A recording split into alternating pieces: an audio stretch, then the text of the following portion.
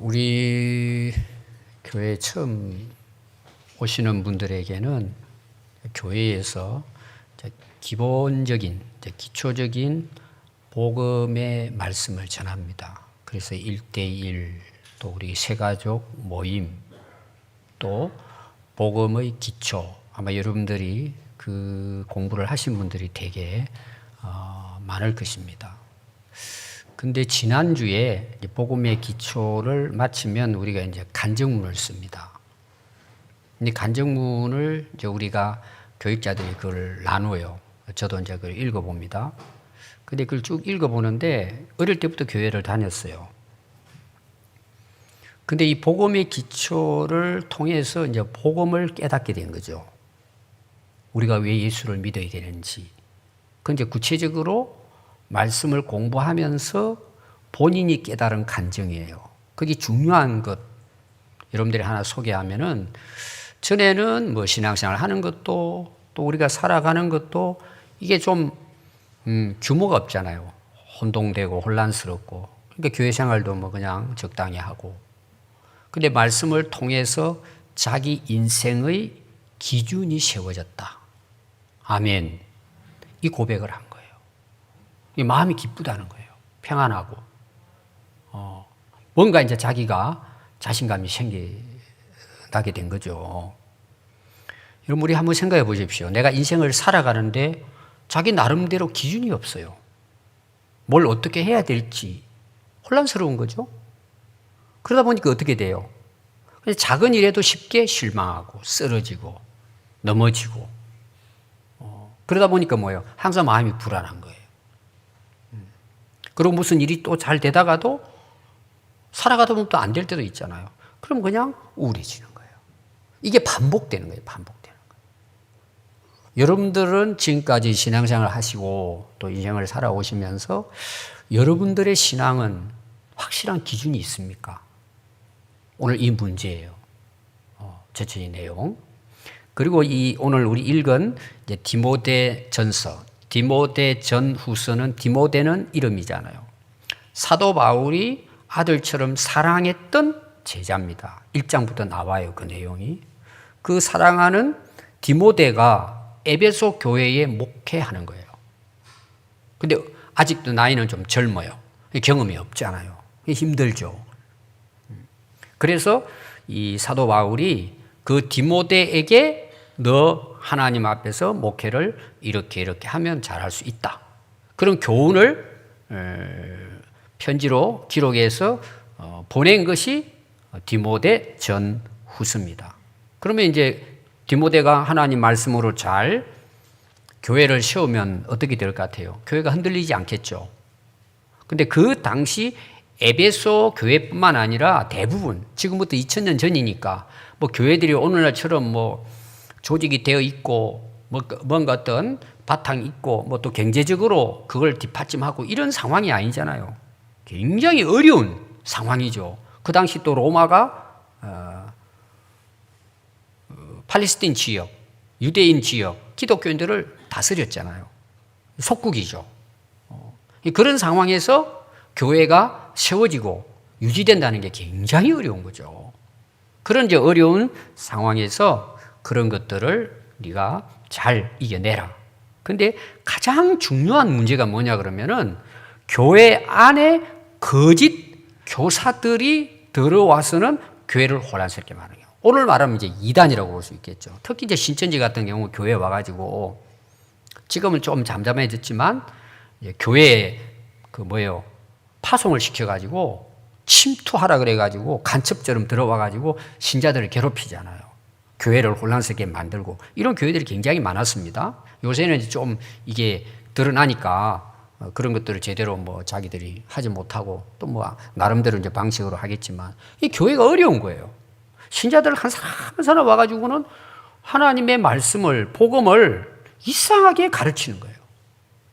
속이고 미혹하고 넘어뜨리게 하고 그렇게 자기들 손 안에 이제 집어넣으려고 하는 거죠. 그런 상황에서 사도 바울이 디모데에게 그럼 너 이런 문제들은 이렇게 했으면 좋겠다. 하고 전한 말씀이고, 특별히 오늘 이제 이 4장의 내용은 그런 말씀이 중심으로 기록되어 있습니다. 자, 거기 1절 말씀 보시면, 그러나 성령이 밝히 말씀하시기를. 사도 바울이 디모데에게 지금 말씀을 전하는 동기, 그게 뭐냐? 성령이 내게 밝히 보여주셨다는 거예요. 성령이 자신에게 밝히 말씀해 주신 것을 내가 너에게 전한다는 것입니다. 그러니까 사도 바울은 여러분 굉장한 그 당시 뭐 지식도 있고 율법도 말씀도 또 영적으로 깊이가 있는 그런 아주 훌륭한 스승이죠. 그럼 자기 뭐 생각이나 자기 지식이나 자기 경험을 가지고, 야, 너 내가 해보니까 이렇게 해라, 이렇게도 얼마든지 할 수 있죠. 근데 사도 바울이 디모데에게 말씀하면서 이거 내 말이 아니야, 내 생각도 아니고 내 어떤 그 경험도 아니고 성령이 내게 밝히 깨닫게 해준 말씀이야 하고 이 말씀을 전했다는 것이죠. 그래서 여러분들이 이제 그 당시 그 에베소 교회 제가 상황을 조금 이야기했잖아요. 그 교회가 세워지는 게 쉽지가 않아요. 그럼 얼마나 사도 바울이 디모데를 위해서 후원을 했겠어요. 기도로, 그동안도 말씀으로 교훈을 했겠죠. 그러다 보니까 뭐예요? 성령께서 디모데에게 이 말씀을 전하게 해주신 거예요. 여러분 이제 요한계시록이 신약의 마지막이죠. 1장 1절부터 보면은 사도 요한에게 하나님께서 하늘문을 열어서 예수님께서 예언의 말씀을 주십니다. 그걸 사도 요한이 그 당시 그 소아시아 지역의 대표 교회인 7교회에다가 그 편지를 써서 보냅니다. 근데 2장에 보면은 첫 번째 교회가 나와요. 어떤 교회일 것 같아요? 에베소 교회예요. 에베소 교회에 편지하노라 그러고 말씀을 기록하고, 그 말씀의 끝에는 7교회 다 끝에는 어떻게 기록하고 있느냐? 기 있는 자들은 성령이 교회들에게 하시는 말씀을 들을지니라 그랬어요. 그러니까 교회에 준 말씀이죠. 그리고 성령이 너희들에게 말씀한다. 이 말씀을 너희들이 귀가 있다면 잘 들어라. 그럼 이 말씀은 그 당시로 끝나버렸을까요? 오늘도 유효한 거예요. 오늘도 성령께서 우리 평안교회에게 이 말씀을 하시는 거예요. 우리가 교회잖아요, 지금. 여러분, 그런 마음을 가지고 오늘 말씀을 들으시기 바랍니다. 여러분들이 항상 하나님 말씀을 들을 때는 여러분들이 듣는 그 마음 자세가 어떻게 해야 되느냐? 오늘 성령께서 내게 말씀하신다. 여러분, 성경을 읽을 때도 성령의 감동으로 기록됐잖아요. 그럼 여러분들이 읽거나 또 여러분 성경 필사를 하고 있잖아요. 그때 성령께서 오늘 내게 하시는 말씀을 들으려고 여러분들이 마음을 열어야 된단 말이에요. 오늘 여러분 설교를 들으실 때 여러분 마음문을 열고 성령이 내게 하시는 말씀을 들을 수 있는 귀가 되시기 바랍니다. 자, 그 내용이 그럼 뭘까? 다음 보니까요. 후일에 어떤 사람들이 믿음에서 떠날 것이다. 이런 내용이에요. 자, 후일이랑 뭐예요? 앞으로 계속해서. 왜 그 당시 상황이 굉장히 이제 신앙을 지키기 어려운 그런 상황에서 가면 갈수록 많은 사람들이 믿음에서 떠나버린다는 거예요. 예수님을 배신한다는 거죠. 그냥 교회를 떠나는 차원이 아니라 믿음을 버리는 거예요. 그럼 왜 이런 일이 일어났을까? 거기에 대한 말씀을 간단하게 전하겠습니다. 자, 당신은 핍박이 심했다 그랬죠? 근데 이 디모데 전후서를 바울이 기록할 때는 언제냐? AD 63년에서 65년 사이예요. 이 말씀 기록한 그 시점이. 그럼 이 기간은 어떤 기간이냐? 그 당시 로마에 가장 큰 사건이 일어나요. 그게 뭐냐 하면 대화재가 일어납니다. 도시가 불바다가 된 거예요. 그 당시 로마 제국의 로마시는 뭐 수도격이잖아요. 어마어마하죠, 건물들도 그 당시로 봤을 때. 근데 대화재가 일어납니다. 정확하게 그 화재 일어난 거는 오늘날 역사적으로 나오죠. AD 64년 7월 18일이에요. 그럼 63년에서 65년에 디모데전서를 기록을 해서 보냈는데 AD 64년이니까 그 기간에는 네로가 지배하고 있을 때예요. 근데 로마가 6일 동안 불을 탑니다. 그 당시 이제 그 건물 구조 같은 걸 보면은 뭐 오늘날처럼 우리가 뭐 소방차가 들어간다든지 화재가 났을 때에 뭐 건물을 어떻게 이런 게 없잖아요. 그냥 마구잡이로 지으니까 불을 끄는데 시간이 엄청 걸리는 거예요. 막 골목골목 해가지고 가야 되니까 6일 동안 불이 끊이지 않고 탔는데 로마시의 반이 잿더미가 돼버려요. 그럼 여러분 보세요. 그 당시 황제가 있는 로마가 그러면 황제의 자리도 위태롭죠. 지금 우리나라 서울이 여러분 50%가 불탔다고 생각해 보세요. 그럼 이 나라 정부 끝나는 거예요. 그런 위기예요, 지금. 근데 이 원인을 누구에게 돌리느냐? 네로가 기독교인들이 자기들을 어렵게 하니까 온 사방에 다니면서 불을 질렀다 해가지고 기독교인들이 불을 질렀다고 한 거예요.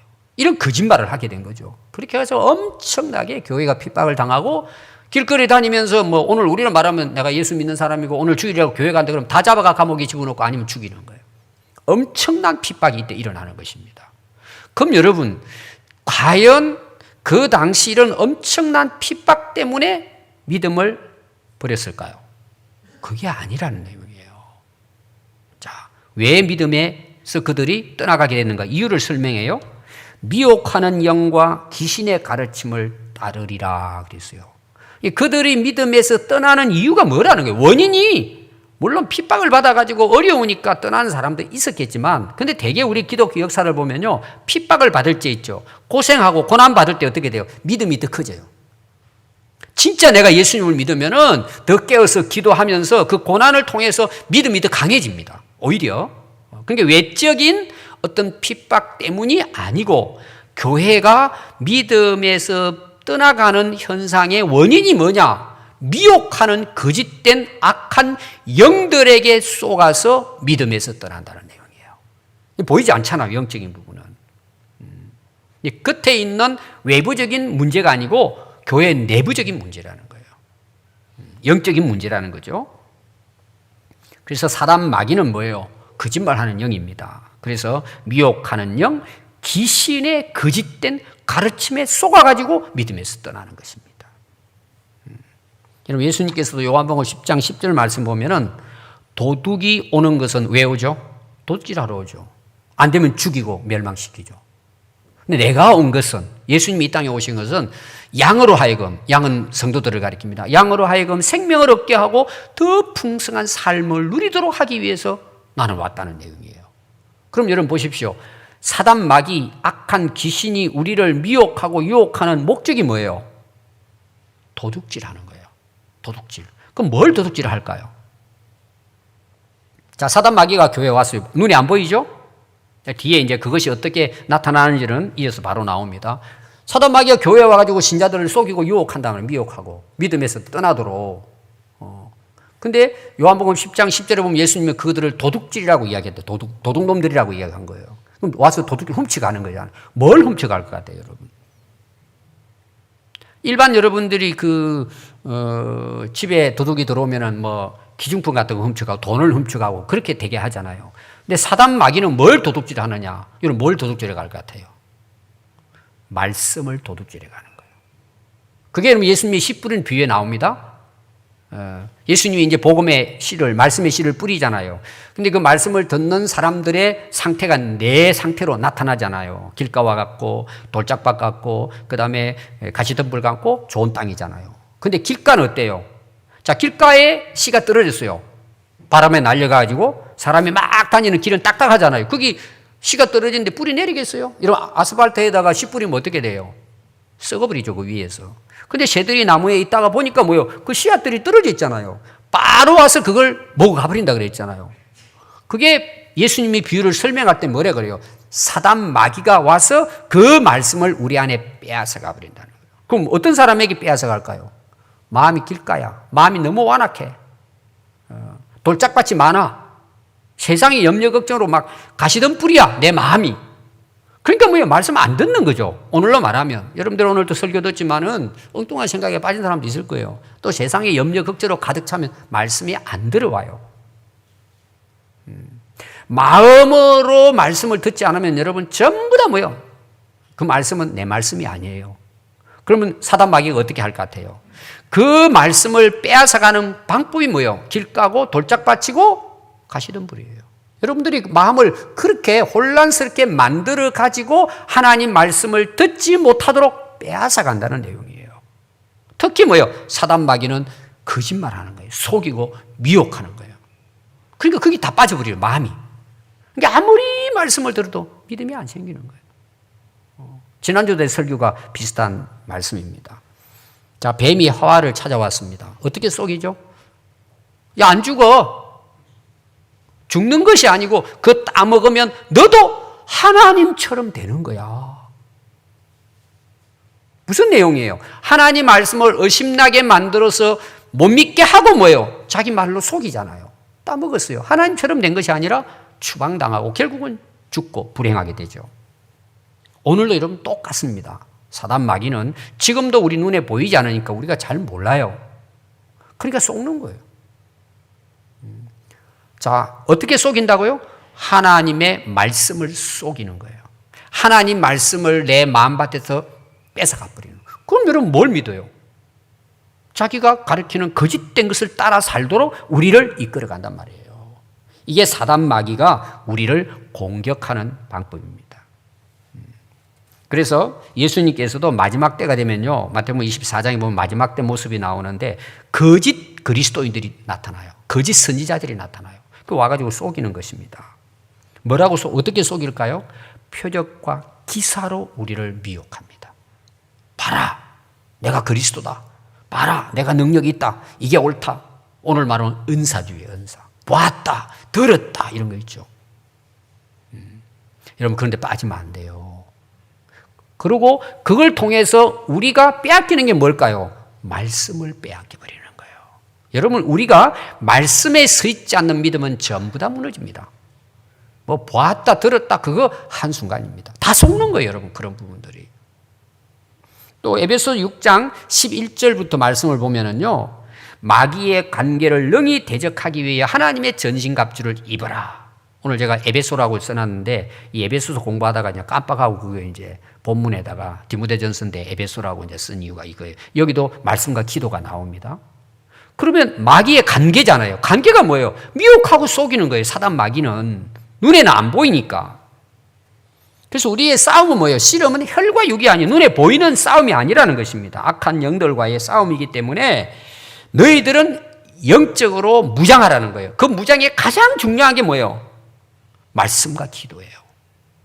그래서 너희들이 마지막 때 싸워서 능히 서기 위함이라는 거예요. 이길 수 있는 길이라는 것입니다. 그 당시 에베소 교회가 믿음에서 많은 사람들이 떠나가게 되는데 그게 외부적인 핍박이 아니고 내부적인 영적인 사단 마귀의 거짓과 미혹에 속았기 때문에 말씀에서 떠나 믿음에서 떠나버리게 된다. 이걸 조심하라고 바울이 디모데에게 교훈을 한 것입니다. 그러면 그 4장 2절을 보면은 거기 속아서 믿음에 떠난 사람들이 있죠. 앞으로 계속 그런 일이 일어난다는 거예요. 그 떠난 사람들이 어떤 사람이라는 거예요. 자, 보세요. 아까 제가 이야기했습니다. 이 미혹하고 거짓하는 이 영들이 눈에 안 나타나죠. 그럼 누굴 통해서 그 일들을 이끌어 가느냐? 자기들에게 속한 사람들을 통해서 뭐 일하는 거예요.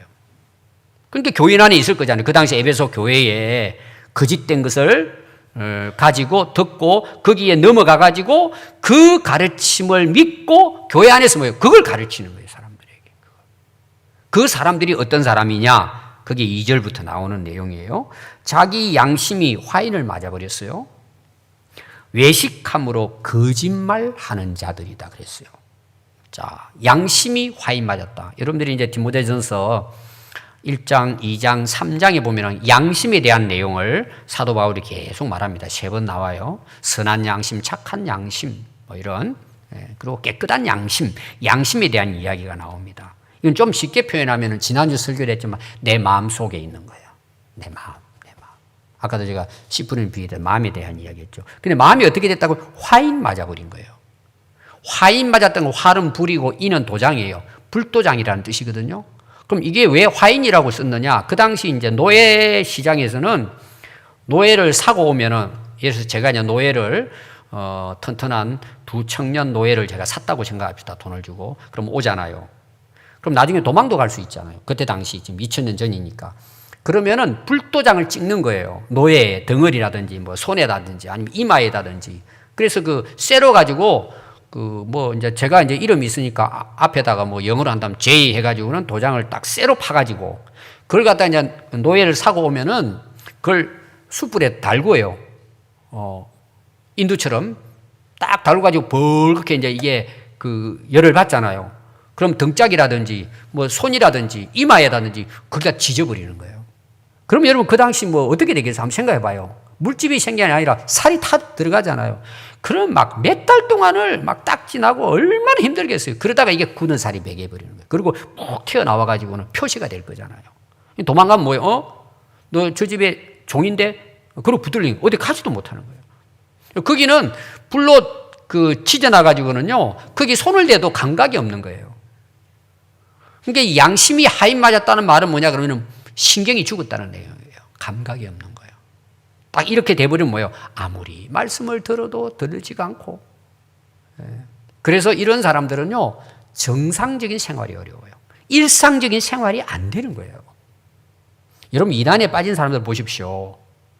자, 부모 있죠? 자기 나 길러줬어요. 부모 없어요. 양심이 하인 맞아버리는 거예요. 쉽게 표현하면은 부모도 없어요. 그 거짓된 것에 빠져가지고 또 그 사람이 그걸 조장한단 말이에요. 부모, 형제도 없어요. 친구도 없어요. 자기들끼리만 모이는 거예요. 그게 전부라고 생각하고. 이게 양심에 화인 맞은 자들입니다. 그럼 그들의 생활이 어떨까요? 외식하는 거예요.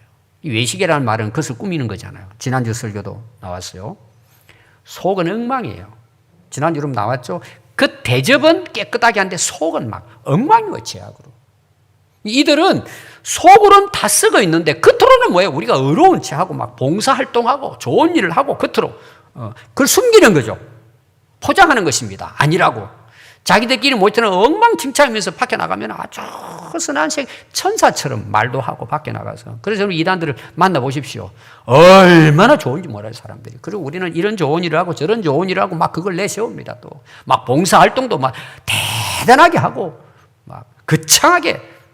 그러니까 사람들, 믿음 없는 사람들은 야, 저 사람이 진짜 예수 믿는 사람이다 착각하고 빠지게 만들어요. 외식합니다. 그리고 뭐예요? 거짓말하는 거예요.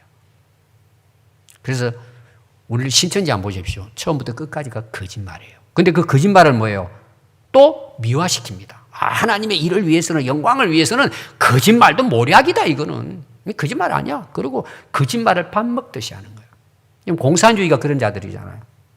겉으로는 뭐 대단한 것처럼 막, 뭐 백성들을 위해서 하는데 뭐예요? 속으로는 다 거짓말투성이에요. 속이는 거예요.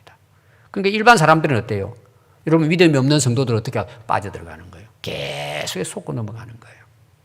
여러분 그래서 이 악한 이 양심의 하인 맞은 자, 그 다음에 거짓된 이들에 대해서 여러분들이 잘 분별하지 않으면 뭐예요? 속아 넘어가는 거예요. 얼마나 사도 바울이 이것이 대단했으면은 이런 부분에 대해서 구체적으로 이게 설명을 했겠어요. 그래서 마태복음 17장 15절에 보면 예수님이 여기에 대해서 말씀합니다. 거짓 선지자들을 삼가라. 이게 다 악한 영들에 대한 이야기입니다. 양의 옷을 입고 너희에게 나오나 속에는 노략하는 이리가 들어있다는 거예요. 숨긴 거죠. 이게 뭡니까? 교회 안에 와가지고 성도들을 믿음에서 떠나게 하는 거짓 교사들이라는 내용이에요. 그게 그 당시 에베소 교회에 일어났는데 그게 계속된다는 내용이에요. 그럼 구체적으로 이들이 속이고 거짓말 하는 게 뭘까요? 자기들 손아귀로 들어오게 하는 이런 방식이 뭘 같아요? 그게 오늘 두 가지로 말하고 있어요. 실제적인 내용을 이제 여러 가지 있지만 대표적으로 두 가지 이야기합니다. 3절부터 보니까 혼인을 금하고 어떤 음식물을 먹지 말라. 두 가지를 가지고 뭐예요, 속이는? 혼인은 그 악한 거야. 잘못된 거예요, 그거. 그 육신적이고 타락한 거야. 그리고 음식, 너도 그렇게 먹으면 안 돼. 먹고 싶은 대로 다 먹고 그러면서 골라줄 테니까 이거 먹어, 이거 먹어, 이거 먹어 하는 거예요, 다. 여러분, 이단들 보면은요, 이런 내용, 비슷한 내용이 굉장히 많습니다. 그리고 딱 규율을 만드는 거예요. 그러니까 법으로. 그러니까 여러분 한번 보십시오. 그 당시나 지금이나 여러분 문제되는 게 뭐죠? 성적인 타락이잖아요. 우리는 인데 깨끗해. 여러분, 통일교 같은 경우 얼마나 우스운지 몰라요. 우리는 깨끗한 가정을 만들어야 복을 받는다, 쉽게 말하면. 그렇게 해서 막 전 세계를 다니면서 뭐 100명, 200명, 5,000명 해가지고 막 단체 결혼식 올리고 다 그러잖아요. 다 속는 거예요. 그래서 뭐 가정 뭐 해가지고 나옵니다. 그게 전부 다. 속에는 완전히 썩어 있는 거예요. 양의 옷을 입고 속에는 일이에요. 그러니까 그 내막을 아는 사람 뭐예요? 안 빠지죠. 근데 뭐예요? 우리는 거룩해야 된다. 결혼을 삼가해야 된다. 결혼하지 마라. 아까 이야기했잖아요. 가정 필요 없다. 남편도 아내도 필요 없다. 자식도 필요 없다. 그리고 자기들끼리 모이는 거예요. 왜? 우리는 하나님 앞에 거룩해야 되니까 이렇게 속이는 거예요. 사람들이 그럴싸하잖아요. 빠지는 거예요. 또 음식 문제예요. 음식은 이렇게 먹어야 돼. 이건 안 돼. 저건 안 돼. 근데 여러분 가장 중요한 게 뭔 줄 아세요? 이게 중요한 게 아니에요. 자기들의 조직의 조종을 받게 하는 거예요. 이게 무서운 거예요, 여러분. 그렇게 하다 보니까 뭐예요? 외부적으로 완전히 차단되죠. 자기들 안에서만, 공간 안에서만 뭐예요? 조직 안에서만 완전히 위에서 교주가 거짓 선자가 시키는 대로 따라가는 거예요. 그때부터는 뭐예요? 자기 의지가 없어요. 분별력이 없어요. 그러니까 상식적으로 대화가 안 되는 거예요. 저도 이 이단들 만나가지고 신천지 빠진 사람도 우리 교회도 있어가지고 제가 만나서 이야기도 하고 하는데 완전히 정신이 가버렸어요. 말이 안 통하는 거예요, 말이.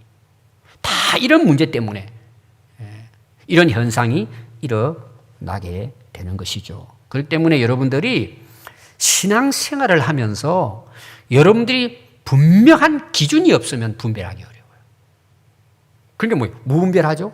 선택을 잘못하잖아요. 분별이 안 되니까 빠진단 말이에요. 그런데 나중에 결국은 뭐예요? 망하게 되겠죠.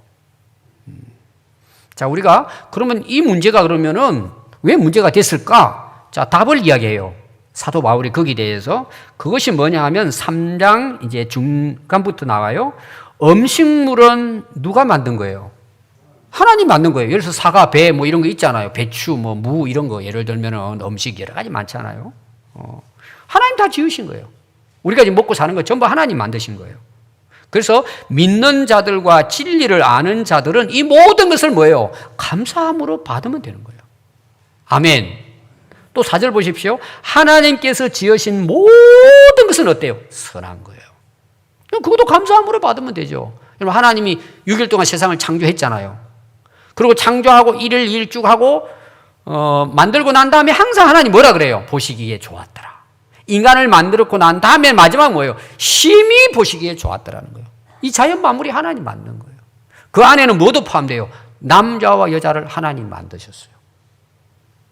자, 중간에 또 중성이 있습니까? 남자와 여자를 하나님 만들었어요. 자, 최초의 주례사를 하나님이 하셨어요. 최초의 가정을 하나님이 아담 하와를 통해서 세우셨어요. 그게 결혼 제도예요. 자, 오늘날 우리나라도 보십시오. 이미 유럽부터 20, 30년 전 서구로부터 해가지고 오늘 우리나라까지 뭐예요? 동성애 법을 통과시켜야 된다는 말이 나오는 거예요. 여러분 왜 이런 현상이 일어난 줄 아세요? 오늘 말씀을 중심에 본다면 사람들의 양심이 화인 맞아버린 거예요. 상식이 안 통하는 거예요. 기본적인 생각을 못 가지는 거예요. 이게 여러분 인간의 타락이고 종말로 가는 길이에요. 우리가 그냥 뭐 성경에 뭐라고 하느냐 이거는 나중 문제예요. 우리가 상식적으로 생각할 수 있어야 돼요. 일상생활 속에서 여러분들이 가지고 있는 그 생각이 선해야 돼요. 양심이 살아있어야 돼요. 근데 지금 어떤 지금 사회가 되고 있죠. 그걸 법으로 합법화시켜줘요. 어느 나라는요, 제가 아마 몇 주 후에 그 설교할 거예요. 그 나라의 산업이 뭐냐? 창녀, 창남이에요.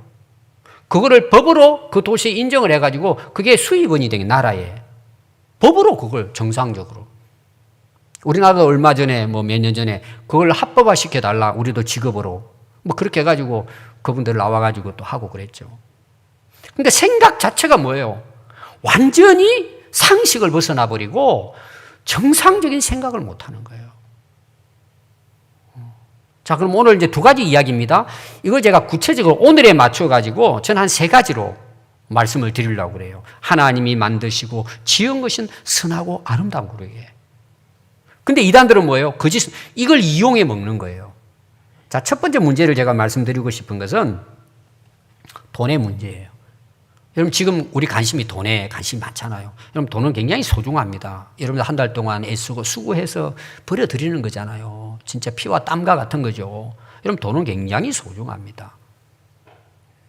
그런데 오늘 많은 사람들이 돈 때문에 망합니다. 한번 보십시오, 여러분.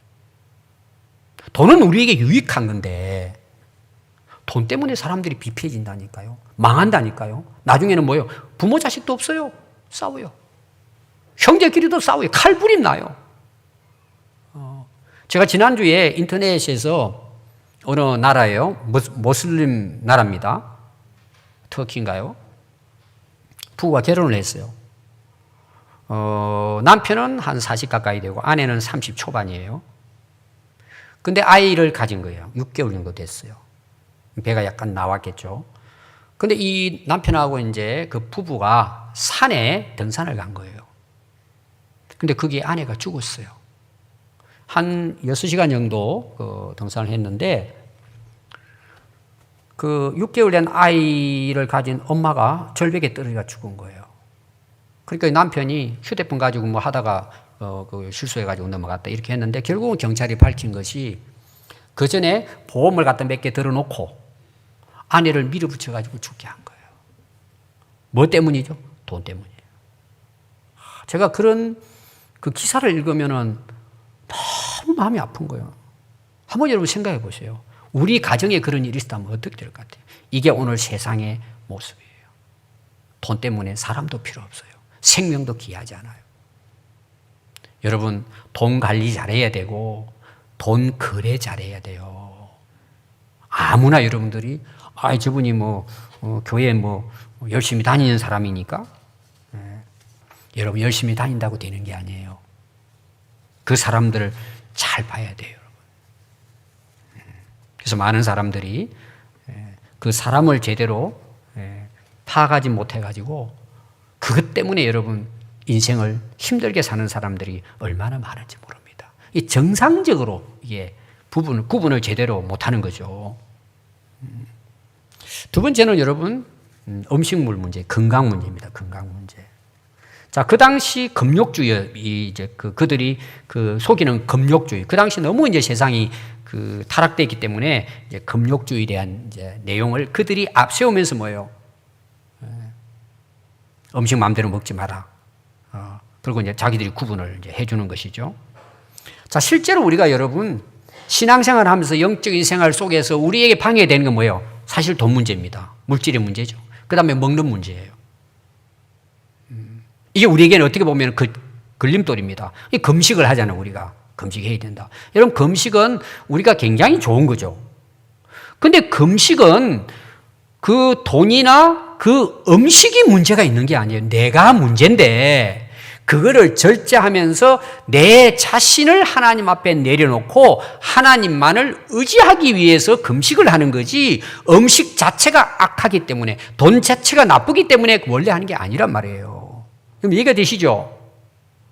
근데 이단들은 그걸 속여가지고 그건 악한 거야, 나쁜 거야, 음식 마음대로 먹으면 안 돼. 물론 이런 음식도 여러분들이 잘 먹어야 돼요. 우리에게 유익이 되는 것도 있지만 우리에게 독이 되고 해가 되는 것도 있어요. 그건 여러분 구분을 잘 해야죠. 예를 들어서 술, 담배 같은 경우 하나도 유익되지 않아요.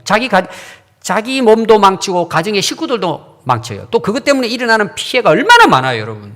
술 먹고 운전해가지고 다른 사람 죽이고. 그러니까 이런 부분들은 우리 그리스도인들이 정말 심각하게 조심하고 경계해야 될 부분들이죠. 그러나 그 음식 자체가 악은 아니죠. 그래서 우리 기독교는 금욕주의가 아닙니다. 이 음식은 나빠. 여러분, 예수님도 그랬어요. 음식에 대한 문제를 예수님께서 말씀을 하실 때 예수님께서 뭐라고 말씀하시느냐. 입에 들어가는 것이 악한 것이 아니고 나오는 것이 악한 것이야. 그러잖아요. 내가 음식을 먹었다고 인간이 악해지는 건 아니잖아요. 내 입에서 나오는, 내 속에서 나오는 것이 나를 나쁘게 만들지. 예수님 그렇게 말씀했죠. 사도 바울 같은 경우는 우상의 제물에 대한 이야기해요. 먹어야 되냐 말아야 되냐. 그 당시 이제 다 우상을 숭배하고 제물을 바치고 그 제물을 나눠 먹었단 말이에요. 먹어야 되냐 말아야 되냐. 이게 이제 문제가 된 거죠. 왜? 그 당시 뭐 우상을 숭배하는 사람들이 대부분 예수님을 믿게 됐기 때문에 이게 고민이 된 거죠. 그럼 사도 바울의 말씀이 뭐예요? 하나님이 지으시고 주신 것은 다 선하다. 자유롭게 먹을 수 있다.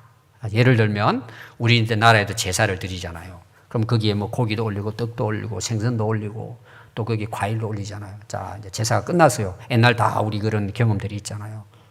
내가 예수를 믿었어요. 거기에 상에 올려진 사과 먹으면 돼요, 안 돼요? 그 귀신 붙었는데 먹으면 안 되잖아요. 그렇게 생각하는 거예요, 사람들이. 사과는 사과일 뿐이에요. 얼마든지 먹어도 돼요.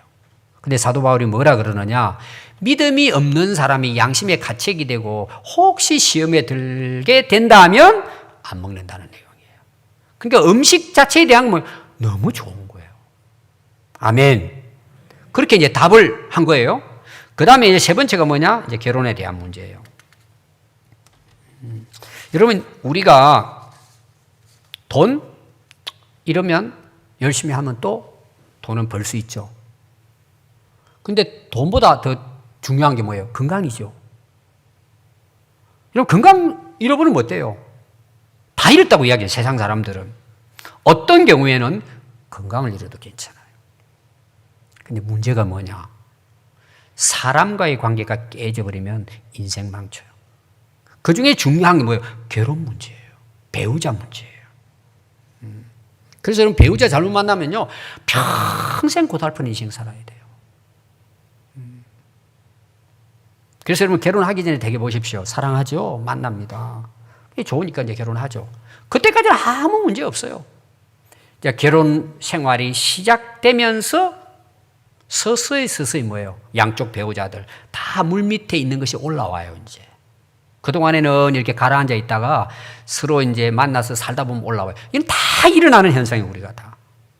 여러분, 사귀면서 아, 이런 사람이야. 내 속에는 이런 생각이 있어. 이런 말 하는 사람 없잖아요. 다 그대로 포장 다 해가지고 그냥 어떻게 하면 꼬실까 해가지고 어떻게 하면 결혼할까 해가지고 온갖 외식을 다 하잖아요. 꾸미잖아요.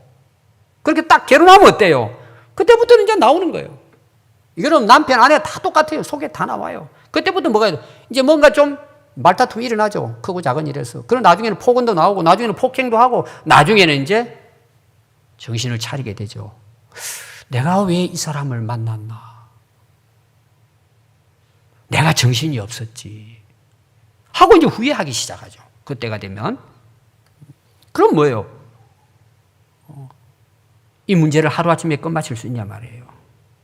그때부터 이제 고생길에 접어드는 거예요. 돌이킬 수가 없죠. 여기 대한 것은 제가 다음에 한 번 더 설교하려고 합니다. 간단히 이야기하면 여러분, 내가 변화시킬 수 없어요. 하나님께 맡기고 자신이 변화되도록 기도해야 돼요. 이 사실은 해답입니다. 그래서 오늘날 우리가 결혼하기 전 특별히 젊은이들이 드려야 될 말씀이에요. 자, 오늘 우리 결혼의 조건 한번 봅시다. 첫 번째가 뭐죠? 뭐 여러 가지 뭐 조건이 있습니다. 경제력이죠. 돈 많으면요, 뭐 좋은 사람 만납니다. 자기들 입장에서. 뭐 얼굴도 이쁘고 능력도 있는 사람. 그 다음 외모, 직업, 그 다음에 학력, 뭐 또 성격, 뭐 이런 이제 여러 가지 조건이 있죠. 여러분, 이게 다 중요합니다. 필요 없는 게 아닙니다. 그 중에 우리 그리스도인들은 뭘 하나 추가해요? 신앙을 추가합니다. 그러죠? 믿음이 있어야 된다, 이런 거예요. 근데 실제로 결혼하신 분들, 믿음이 있어야 된다 이야기하지만 믿음은 뭐예요? 앞에 게 맞으면 제쳐놔버려요. 뭐 나중에 뭐 신앙생활 잘하면 되지. 또 결혼하려고 하는 분들은 뭐예요? 나 교회 따라갈게. 그러고 다 속입니다. 그럼 여러분, 믿음이 중요하죠. 어떤 분들은 정말 또 이렇게 이야기, 믿음 좋은 사람들은 나는 신앙 하나만 봐, 그래요. 뭐 그건 나쁘지는 않아요. 그럼 그 신앙이 뭔데? 여러분, 신앙 좋다는 게 뭐예요? 교회 열심히 다니는 겁니까? 그것도 중요해요. 교회 와서 봉사 열심히 하고, 기도 많이 하고, 성경도 많이 알고, 그게 뭐 신앙이 좋은 겁니까? 좋으면 그럴 수는 있어요. 그거 자체가 신앙이 아니에요. 제가 한 예를 들어보겠습니다. 학생을 제가 예를 들어볼게요. 신앙이 너무 좋은 학생이야. 근데 학교에 갔는데 공부는 안 하고 게임만 하고 친구들하고 싸워요. 그래서 선생님이 야, 네가 예수쟁이냐 하고 요거도 먹어. 또 가정에 갔어요. 집에서 자기가 먼저 교회를 나갔어요. 근데 집에 오면은 부모 말을 안 듣는 거예요. 고집 부리고 형제들 싸우고 그래서 골치야. 근데 교회 가서는 찬양도 잘하고 기도도 잘하고 예배도 잘 드리고 뭐 좋은 일 한다고 하는데 집에 오면 가정에 가면 친구들 만나면 맨날 싸우고 다니면서 게임이나 하고. 여러분 보이는 게 신앙이 아니에요. 진짜 그 사람은 잘 몰라요. 우리가 누구나 다. 그 속을 누가 알아요, 여러분. 그래서 진짜 신앙이 좋다는 말은 뭐예요? 하나님의 말씀이 기준이 되어 있는 사람이에요. 오늘 여러분 마지막 그 사도 바울의 답이 뭔 줄 아세요? 5절입니다. 하나님의 말씀과 기도로 거룩하여 짐이라 그랬어요. 여러분 신앙 좋다는 말이 뭐예요? 자, 아까 기도하고 이런 게 다 필요 없는 게 아닙니다. 그러나 그렇지 않을 수도 있다는 내용이에요, 속은. 겉으로 얼마든지 그렇게 하는. 저도 여러분들 목사잖아요. 여러분 목사 믿을 수 있습니까? 목사는 믿을 수 없어요. 여러분 그 사람 속을 어떻게 알아요, 여러분? 집사 믿는다고? 천만의 말씀. 집사라는 것 때문에 믿으면 안 된다는 내용이 제 이야기는 분별을 해야 되는 거예요, 여러분들이. 그리고 선택을 해야 돼요. 어떻게 해야 돼요, 여러분? 말씀의 기준이 확실하게 세워져 있어요. 그게 분별력이에요. 기준이잖아요, 기준. 그 다음에 분별해서 뭐예요? 선택. 분별이 제대로 되면 선택을 바르게 하겠죠. 선택은 기도예요. 자, 이걸 제가 설명을 여러분 드리도록 하겠습니다. 우리가 되게 하나님 말씀을 배우면 이걸 믿어요. 내 이대로 살아야지 그래요. 그리고 말씀이 내 삶의 기준이야. 이렇게 딱 생각하고 있습니다. 근데 기준이지만 실제로 내가 현장에 나가가지고 그 말씀대로 살려고 하다 보니까 이런 어렵잖아요. 잘 안 되잖아요, 그게. 내가 진짜 말씀대로 살고 싶은데 쓰러지고 이게 안 되잖아요.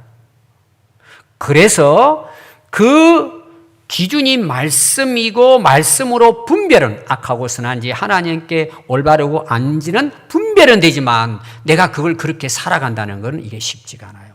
그래서 그렇게 살아갈 수 있도록 하는 방법이 뭐냐? 기도예요. 하나님의 은혜를 구하고 하나님의 능력을 구하고 성령의 인도함을 따라 살아갈 때만 우리는 그 말씀을 분별도 할 뿐만 아니라 선택을 하고 그리스도인답게 살아갈 수 있는 거예요. 그럼 그게 신앙생활 잘하는 거예요. 그럼 세상에 속지 않아요, 여러분. 거짓 가르침에 악한 영들에게 속아 넘어가지 않습니다. 여러분 사도행전 6장 1절부터 보면은 초대 교회 일꾼들을 세웁니다. 조건을 딱 썼어요. 거기에 첫 번째가 뭐냐? 성령 충만한 사람. 여러분 어떻게 알아요? 성령은 영적인 거잖아요. 안 보이죠? 성령 충만입니다. 두 번째는 뭐? 지혜 충만이에요. 지혜. 안 보이죠? 여러분 성령이 충만하고 지혜롭다는 걸 어떻게 알아요? 물론 우리가 어느 정도는 알겠지만 거기에 대한 반드시 생활이 따라야 된다는 내용이에요. 그래서 세 번째가 뭔 줄 아세요? 칭찬 듣는 사람이에요. 이 말은 뭐냐? 객관적이에요. 저 사람 진짜 성령 충만하다. 기도 많이 하고 말씀 충만하고 지혜롭게 산다. 하나님 말씀을 기준으로 산다. 어떻게 알아요, 여러분? 가족들이 알아요. 야, 우리 아들 교회 나갔더니 변화됐다. 변화됐다는 말은 또 그중에 뭐가 있어요? 부모님 말씀도 잘 듣고 열심히 공부하는 거잖아요. 여러분 그게 신앙생활 잘하는 거예요. 아니 부모가 인정하지 못하는데 여러분 무슨 신앙생활이에요? 두 번째는요, 학교 가면 알아요. 선생님이 알고 애들이 알아요. 저애 평화교회 나가더니 애가 바뀌어졌다는 거예요. 그럼 바뀌어졌다는 말이 뭐예요, 여러분? 공부할 때 열심히 공부하고 친구들하고 사이좋게 놀고 선생님이 숙제 내주고 말하면 선생님에게 순종하고 예를 들어서 성적도 올라가고 그래서 학교에서 모범생이 되는 거예요. 여러분 이게 신앙생활 잘하는 거 아닙니까? 야, 저 애라면 내가 믿을만하다. 자, 직장 나갔어요. 변화되죠. 교회 왔어요. 성도들이 야, 저런 같으면 우리 교회 정말 훌륭한 일꾼이다. 여러분 사람들의 존경과 칭찬은 내가 받기 위해서도 할 수 있지만 우리가 정말 말씀이 기준이 되고 그 기도가 방법이 되는 사람들은요, 주변 사람들이 안다는 내용이에요. 아멘. 그게 신앙생활 잘하는 거예요, 여러분. 교회는 열심히 다니는데 이웃 사람들하고 맨날 싸워요. 기도를 아무리 많이 하고 새벽 기도 다니고 말씀을 암송해도 신앙생활 잘 못하는 거예요. 그래서 말씀과 기도는요, 자전거 페달과 같아요. 페달은 두 개로 균형을 맞춰 있습니다. 오른발, 왼발 이렇게 앞으로 힘을 주고 페달을 밟으면 어떻게 돼요? 넘어지지 않고 앞을 향해 갑니다. 말씀과 기도는 페달과 같은 거예요. 말씀과 기도가 우리 삶의 페달이 돼야 돼요. 균형을 이루어야 돼요. 언제까지? 오늘까지 잘 타고 와도 다음까지 뭐예요? 계속해서 밟아야 돼요. 예수님 재림할 때까지 깨어 있는 거예요. 말씀과 기도로. 그럼 뭐예요? 분별력이 생겨요. 여러분 행강등 같은 사람 있잖아요. 물론 깨닫죠. 100년 후에 깨달으면 무슨 소용이 있고 지옥 가가지고 깨달으면 무슨 소용이 있어요. 오늘 깨달아야지. 말씀과 기도로 항상 깨어있는 사람은 바로 뭐예요? 분별이 되는 거예요. 아, 이거구나 저거구나. 그리고 뭐예요? 믿음으로 선택하고 순종하고 사는 거예요. 그럼 그 삶이 어떻게 될 것 같아요? 형통하죠. 아멘. 저는 오늘 우리 평안교회 성도들이 이 악한 세상에 거짓과 미혹과 유혹이 많은 이 어두운 세상에 여러분들의 삶이 말씀과 기도로 거룩해짐으로 능히 이길 뿐만 아니라 다른 사람들도 살려내는 그런 여러분 복된 인생 될 수 있기 바랍니다. 우리 사순절 기간입니다. 깨어 기도하고 말씀에 굳게 서서 날마다 이 영적 전쟁에서 거룩함으로 승리할 수 있는 은혜가 있기를 바랍니다. 기도하겠습니다.